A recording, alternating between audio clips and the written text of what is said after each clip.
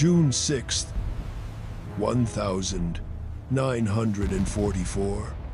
Normandy, France, 0647 hours. The Atlantic Ocean, specifically the sector designated Omaha Beach, is no longer blue. It is a churning slurry of salt, oil, and blood. Corporal James Mitchell watches in horror as his third demolition team vanishes into a column of pink spray and jagged shrapnel. It is not enemy artillery fire that obliterates them, it is the sand itself. Another teller mine triggers. Another 5 men are erased from the order of battle.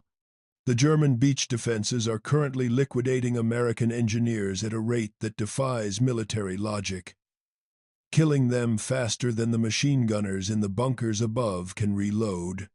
Mitchell's commanding officer, Captain Robert Hayes, is crouched beside him in the freezing surf, screaming orders that are immediately swallowed by the cacophony of war. The objective is clear, but the reality is impossible. They have strict orders to clear a 50-meter corridor through the minefield to allow the heavy armor of the next wave to breach the seawall. That wave arrives in 14 minutes. At their current rate of attrition, the demolition unit will cease to exist before they clear 20 meters. The statistics emerging from the beachhead are catastrophic. Of the 16 Navy combat demolition units that landed in the first wave, 12 have already sustained casualty rates exceeding 60%. This is not a battle. It is a mathematical equation of slaughter. And the Allies are on the losing side. The Wehrmacht has planted an estimated 4,000 mines across the 5 landing beaches, creating a labyrinth of high explosives designed to stall the invasion just long enough for the panzer divisions to counterattack. To understand the gravity of this crisis, one must look at the economics of the defense. The German Teller mine represents the pinnacle of lethal, cost-effective engineering. It is an asymmetric weapon of war. Weighing 11 pounds and packed with 12 pounds of TNT, it cost the Third Reich approximately 20 Reichsmarks to produce, roughly equivalent to $10 in 1944. Yet, this cheap disc of steel is capable of destroying a Sherman tank worth $50,000 or wiping out a specialized engineering squad that cost hundreds of thousands of dollars to train and equip. Field Marshal Erwin Rommel, tasked with fortifying the Atlantic Wall, understood this economic leverage. He ordered these mines buried in staggered patterns from Norway to Greece, creating a denial of access zone that turned the geography of Europe into a weapon. By June 1944, Allied casualties from these invisible killers had reached epidemic proportions, creating a psychological paralysis among the infantry. The standard operating procedure for clearing these mines is archaic and suicidal. It requires engineers to crawl forward on their stomachs, exposed to enfilading fire, probing the sand at a 45-degree angle with a bayonet until they strike metal. It is a terrifying game of centimeters. Each mine takes 3 to 5 minutes to locate, uncover, and neutralize. The mathematics of the invasion force are brutal and simple. The engineers do not have enough time, and they certainly do not have enough men. The sheer density of the minefield has created a logistical bottleneck that threatens to strangle Operation Overlord before it truly begins. The Allies were not unprepared. They had simply bet on the wrong technologies. British engineers had developed the Bangalore torpedo, a long, explosive tube designed to be pushed under wire obstacles. While it works brilliantly against surface-level barbed wire, against buried mines, it is a statistical coin flip. Sometimes the blast triggers a sympathetic detonation of the mines. Often, it does not. The failure rate hovers around 40%, and every failure means another crater, another delay, and another squad of infantry pinned down in the Devil's Garden. American forces had experimented with even more desperate measures, including trained dogs. The theory was elegant. Dogs could smell the explosive nitrates and mark locations without triggering the pressure plates. In practice, the chaos of combat rendered the program a disaster. Under the screaming of artillery and the roar of aircraft, the animals panicked. Several terrified dogs ran back toward their handlers, with mines still attached to their harnesses. The program was quietly discontinued after 3 handlers died in training accidents, a grim testament to the desperation of Allied command. Even the French resistance had contributed ideas, suggesting the use of long wooden poles to probe ahead while lying flat. While this reduced casualties by keeping the engineer further from the blast zone, it increased detection time to 7 minutes per mine. At Anzio in January 1944, this methodical approach cost the Allies an entire day's advance, allowing German forces to regroup. The consensus at the Supreme Headquarters Allied Expeditionary Force was stark. In a classified report declassified only in 1974, Colonel Arthur Trudeau of the U.S. Army Corps of Engineers concluded that no existing technique allowed for rapid mine clearance under combat conditions. The projected casualties for beach demolition units were estimated to exceed 75% in the first hour. The situation on Omaha Beach at 0650 hours is the realization of that grim projection. You could probe carefully and survive, or you could move quickly and die. There was no third option. The stakes extend far beyond the lives of the engineers on the sand. Supreme Allied Commander Dwight Eisenhower has staked the entire invasion, and arguably the future of Western democracy, on securing the beaches within 6 hours. If the demolition teams fail, if the corridors are not opened, 35,000 men and thousands of vehicles will be trapped in the kill zones, sitting ducks for German artillery. The Germans will bring up their reserve panzer divisions. The invasion will fail. The war might be lost. But amidst this industrial-scale carnage, 100 meters to Captain Hayes's left, a 22-year-old private from Iowa is staring at the sand, about to challenge the entire military doctrine of the Western world. Private Thomas Becker is a statistical anomaly in the grand logistical plan of the Allied Expeditionary Force. By all rights, he should not be kneeling in the blood-soaked sand of Omaha Beach. He should be 4,000 miles away in Iowa, managing the morning milking shift on his father's dairy farm. His presence in the 146th Engineer Combat Battalion is the result of a mundane clerical error, a microscopic failure in the massive bureaucracy of the U.S. War Department. On his intake form, a rushed recruitment officer misread farm equipment operator as heavy equipment operator. This single keystroke error bypassed the rigorous screening process intended for combat engineers, placing a man with no high school diploma and no engineering degree into one of the most technically demanding roles of the war. Becker's formal training is negligible. His technical education consists of a mere 6 weeks at Fort Belvoir, Virginia, a crash course where instructors taught him to dig foxholes, string concertina wire, and identify explosives by their casing color. His personnel file, preserved in the National Archives, contains a telling note from a frustrated instructor. Adequate for general labor, not suitable for technical roles. Yet, This assessment failed to account for a critical variable in warfare: the value of practical, improvisational intelligence. On an Iowa farm during the Great Depression, resources were scarce. When a tractor axle snapped or a thresher jammed, you didn't order parts from a factory. You fixed it with baling wire, scrap metal, and intuition. Becker possesses a mechanic's mind, a cognitive flexibility that allows him to view problems without the rigid constraints of academic doctrine.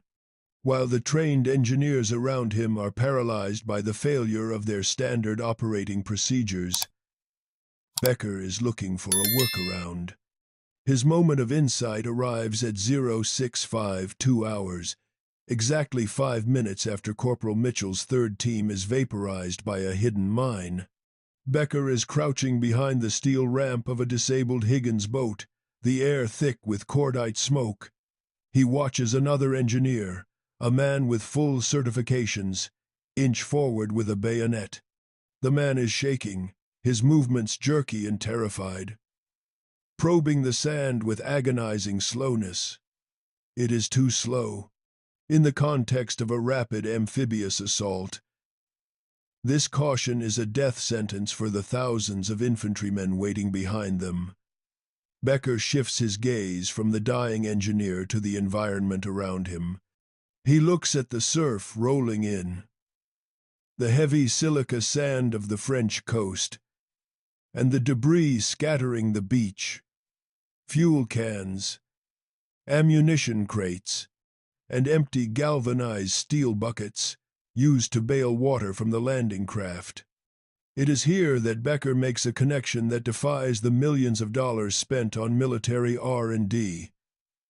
He observes the way the seawater interacts with the beach. It is a lesson in basic fluid dynamics, though Becker would not know the term. He notices that when a wave washes over undisturbed sand, the water percolates evenly, disappearing into the porous surface at a uniform rate. However, where the sand has been disturbed, where a density change exists due to a buried object, the water behaves differently. It pools, runs off, or absorbs at a frantic, irregular angle. The logic is elemental. A solid object, like a teller mine, displaces the sand and alters the drainage coefficient of the soil above it. Becker realizes he can see what is underground without ever touching it. He doesn't ask for permission. In the command structure of 1944, a private acting without orders is liable for court-martial. But the chain of command has effectively disintegrated under fire. He grabs a standard issue, 2-gallon galvanized bucket, and fills it halfway with seawater. To an outside observer, his actions look like madness, a soldier playing with water in the middle of an artillery barrage. He pours the water onto the sand in front of him. He watches the flow. The physics hold true. The water reveals the density differential, a subtle but unmistakable darker patch where the drainage is blocked. Becker pours another bucket. The pattern repeats. He has just rendered the German army's most effective passive defense mechanism obsolete, using nothing but the Atlantic Ocean and a metal pail. Becker moves forward, abandoning the prone crawl required by the manual. He begins pouring water in a grid pattern, his eyes locked on the flow rates. 3 meters ahead, the water pools unnaturally. He marks the spot with a piece of driftwood and side steps. 5 meters ahead, another anomaly appears. Another marker goes down. Behind him, Corporal James Mitchell has noticed the deviation. Mitchell, expecting to find another soldier who has snapped under the pressure, low crawls over to Becker's position. He finds the private standing upright, a violation of protocol, calmly mapping the minefield. "What the hell are you doing?" Mitchell shouts over the roar of mortar fire. "Detecting mines, Corporal."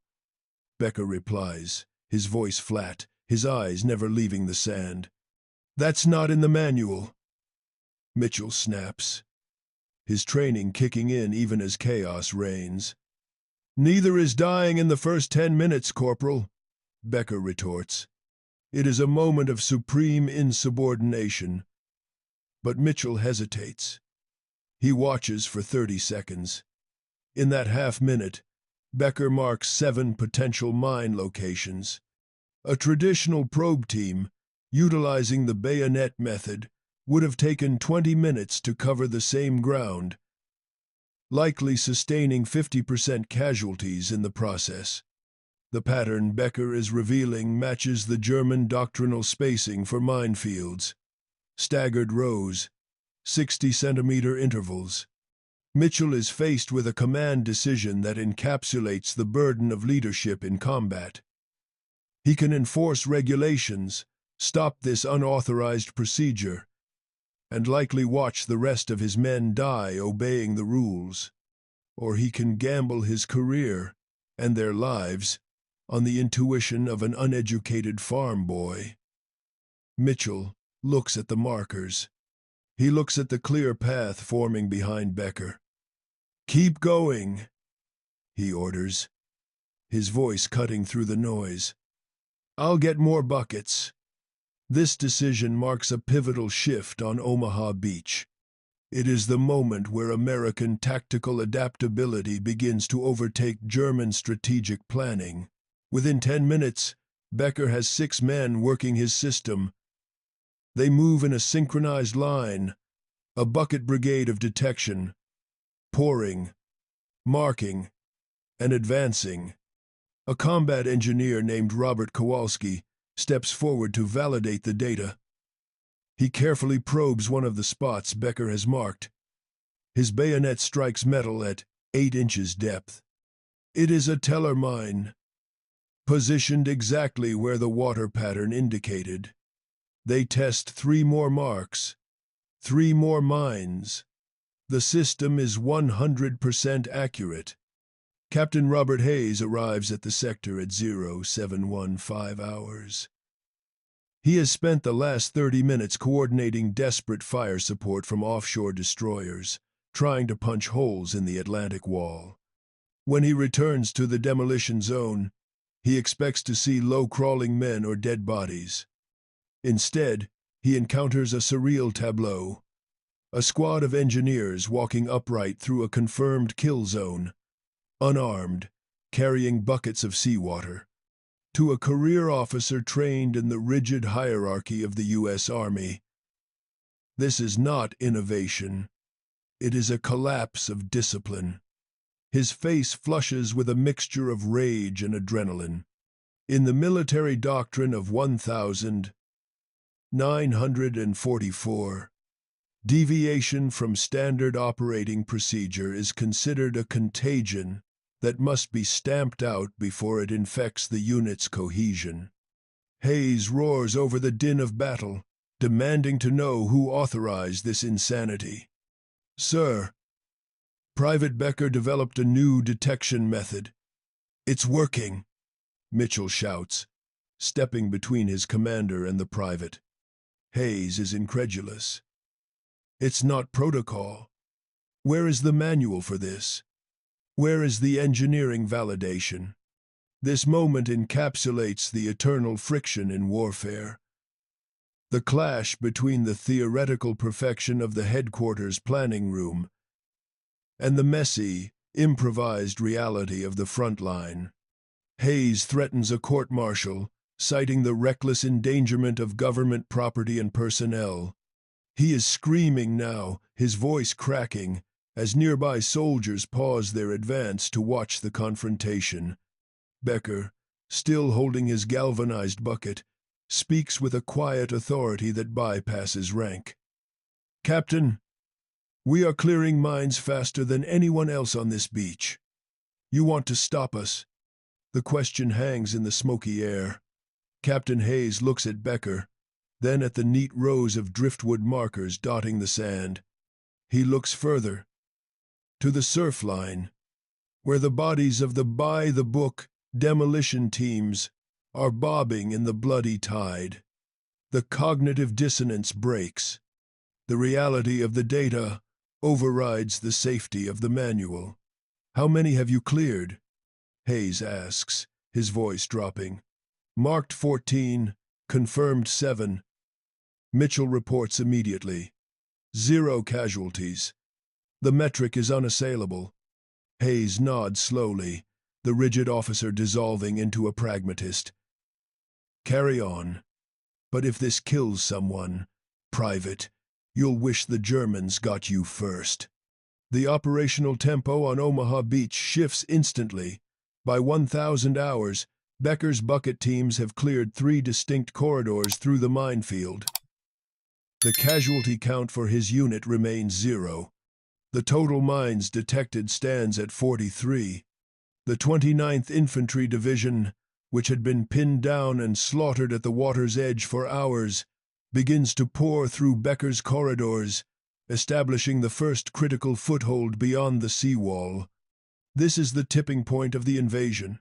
Tactical success on a local level begins to cascade into strategic momentum. Information in combat travels like a virus. By noon, the bucket method has jumped the chain of command. Engineers on Utah Beach, facing similar gridlock, are radioing for instructions on the technique. By evening, British forces at Gold Beach are adopting the protocol. The speed of this adoption is unprecedented. Usually, changes in military doctrine take months of review, committee hearings, and field trials. Here, the innovation cycle has been compressed from months to minutes. By midnight, Supreme Headquarters Allied Expeditionary Force, SHE, is aware of the phenomenon. They demand to know who invented the method and why it isn't in the field manual. The curiosity is not just academic. The entire timetable of the liberation of Europe depends on beach clearance. On June 8, 1944, 48 hours after the landings, the geopolitical weight of this discovery comes crashing down on Private Becker.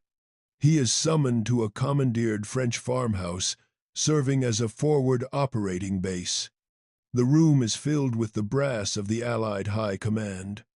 Colonel Arthur Trudeau, the chief engineer who had declared fast mine detection impossible just 4 weeks earlier, sits alongside British demolition expert Major Geoffrey Pike and 7 other senior officers.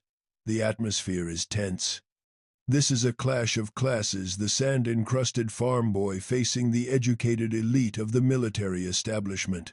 Trudeau opens the inquiry. "Private Becker, explain your bucket technique."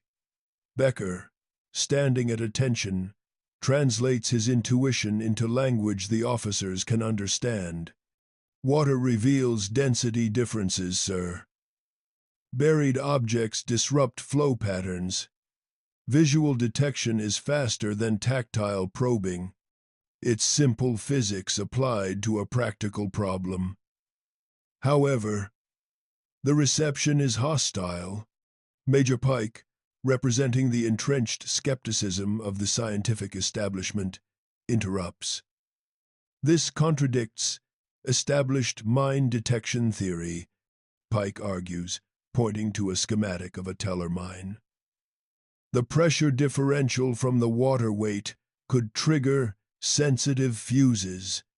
You are describing a method that should detonate mines, not detect them. It is reckless." Pike's argument is scientifically sound in a vacuum. A gallon of water weighs over 8 pounds. Dropping it suddenly could theoretically exert enough pressure to trip a sensitive fuse. "Respectfully, sir, it doesn't," Becker replies, holding his ground. "I've used it on 43 mines. 0 detonations." Pike snaps back. "Anecdotal evidence? Statistically meaningless." Becker's response cuts through the room like a knife. More meaningful than the 60% casualty rate from approved methods, sir. The room erupts. 3 officers start shouting simultaneously. The hierarchy is being challenged by raw data.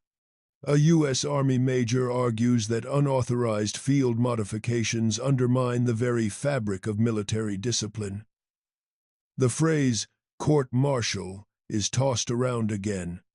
The debate here is not just about minds. It is about the control of knowledge. Who has the right to innovate? The accredited expert with the degree, or the laborer with the shovel?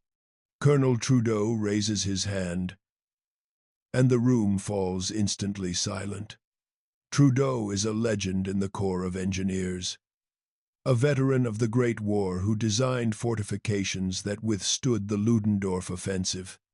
He understands that war is an evolutionary struggle where only the adaptable survive. "Gentlemen," Trudeau says quietly, leaning forward, "this private has solved a problem we couldn't solve. His method works. I watched it work this morning." He looks at Pike, then at Becker. "We can either court-martial him for being smarter than us, or we can make his technique standard operating procedure. I vote for the latter." "Reason, Tomand. We can either court-martial him. Pike attempts to interject, citing the need for proper testing protocols and safety reviews, a process that would take weeks. Trudeau cuts him off with the cold reality of the strategic situation. "Major Pike, we are in the middle of the largest amphibious invasion in history. We don't have time for testing protocols. We have time for what works. Private Becker's method works. We're adopting it. The order is given, effective immediately. All engineer units across the European theater are to be issued buckets and trained in water flow mine detection." The meeting in the French farmhouse concludes not with a whimper, but with a seismic shift in Allied operational doctrine. Private Thomas Becker leaves the room as a corporal, tasked immediately with a role that usually requires years of pedagogical training, instructing the entire engineering corps of the U.S. Army. Within 48 hours, the logistical machinery of the Allied invasion force pivots.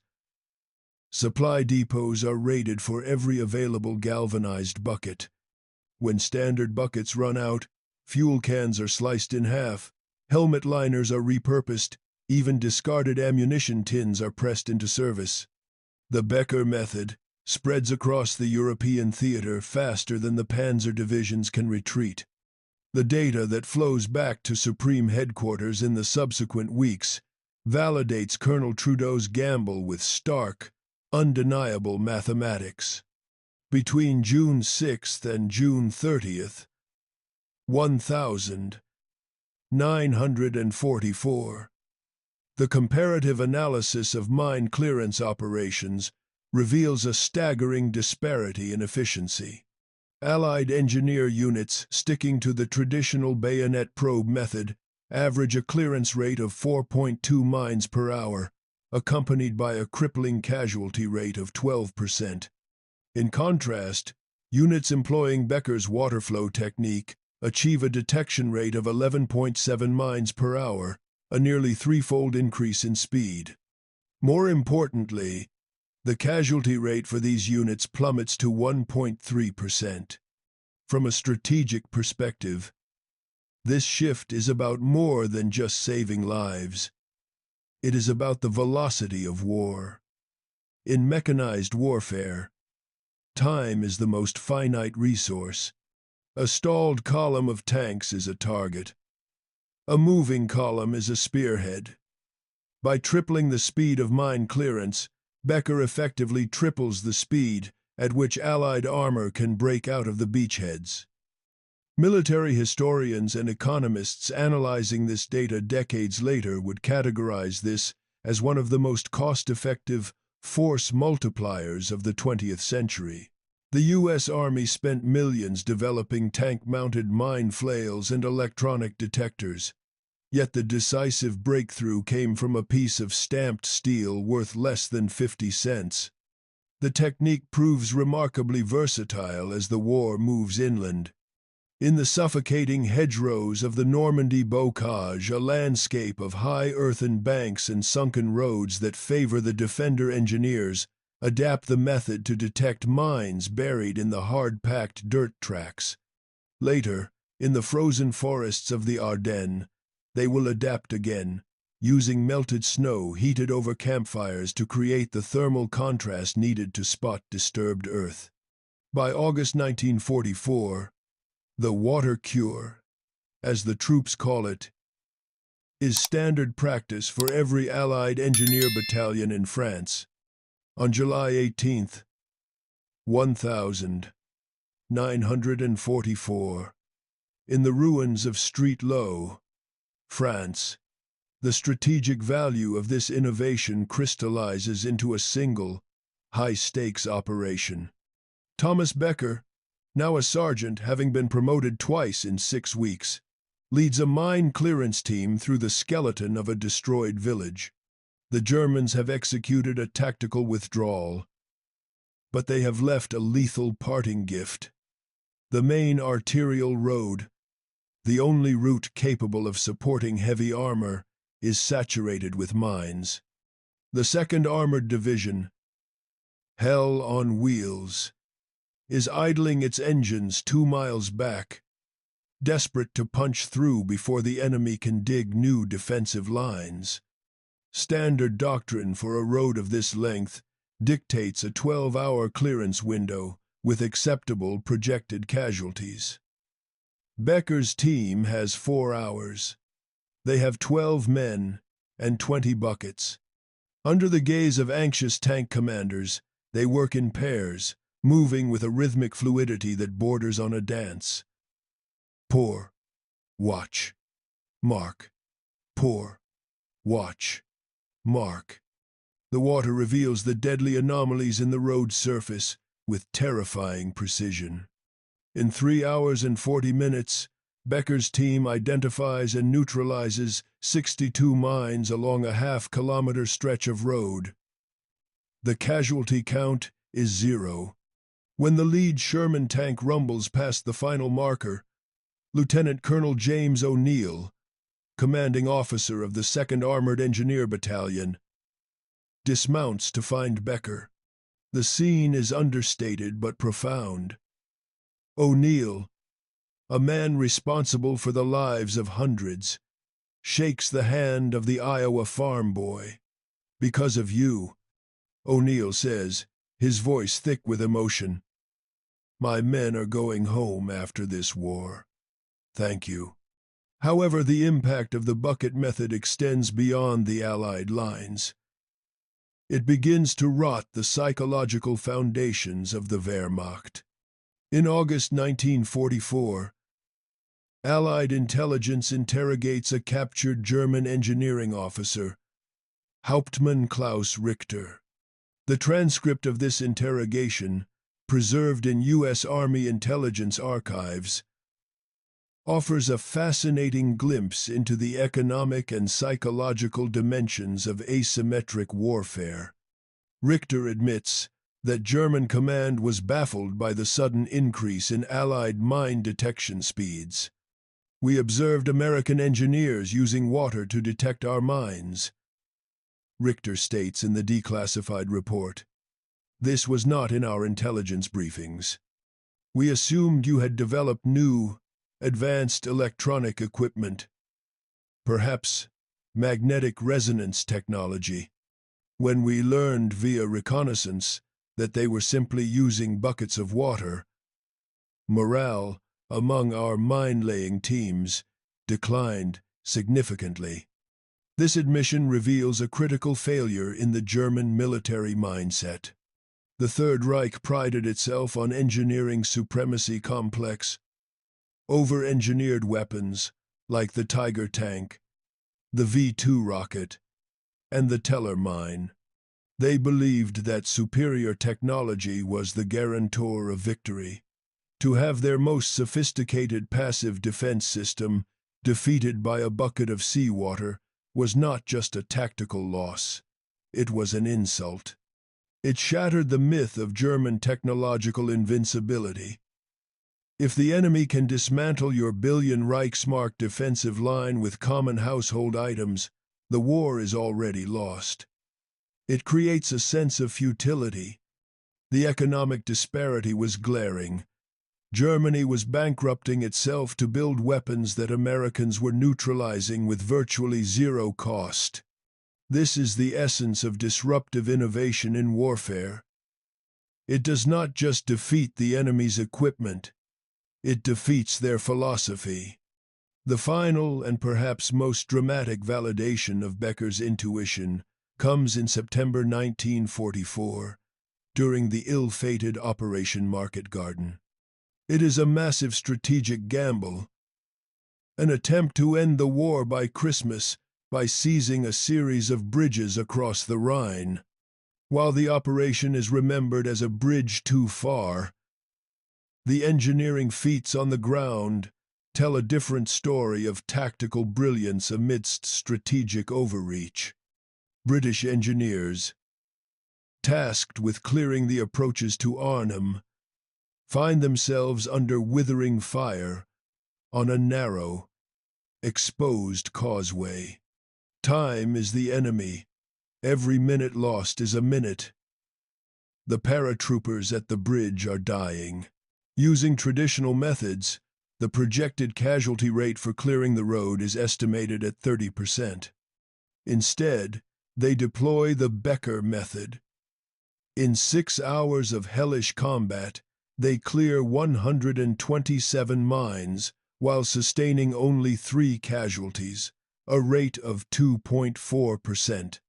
Field Marshal Bernard Montgomery, a commander notorious for his meticulous planning and frequent skepticism regarding American improvisation, is forced to acknowledge the undeniable efficiency of the technique. In a classified report to the British War Office, Montgomery, who rarely praised anything he didn't invent himself, writes, "The American water detection method has proven invaluable. Recommend immediate adoption by all Commonwealth engineer units. It is the ultimate seal of approval, the rigid discipline of the British Army bending to the practical wisdom of an Iowa farmhand." By the time the surrender documents are signed in May 1945, the Becker method has been used to clear an estimated 40,000 mines across the European and Pacific theaters. The United States Army Corps of Engineers' final statistical analysis paints a staggering picture of human return on investment. They estimate the technique reduced engineer casualties by 67% in mine-clearing operations. In human terms, that is approximately 2,000 lives saved. These are 2,000 men who return to build the post-war economy, to raise families, to live the lives that the Teller mine was designed to end. Military historians credit the rapid mine clearance enabled by Becker's method with shortening the Normandy campaign by an estimated 4 to 6 days. While 4 days may seem trivial in the context of a 6-year war, in 1944, 4 days is an eternity. It represents millions of dollars in resources, thousands of tons of fuel, and, crucially, the maintenance of momentum against a regrouping enemy. Thomas Becker receives the Bronze Star for Valor in October 1944. The citation reads, "For developing innovative mine detection techniques that saved numerous Allied lives during combat operations in France." He is also awarded the French Croix de Guerre and mentioned in dispatches by British command. Yet, true to the stoic nature of his generation, Becker does not attend the medal ceremony. He is too busy clearing mines outside of Aachen, Germany. When the war ends, Reporters clamor to interview the wizard of the minefields, the man who revolutionized demolition with a bucket. Becker declines every request. He hangs up his uniform, returns to Iowa, and takes over his father's dairy farm. His silence is absolute.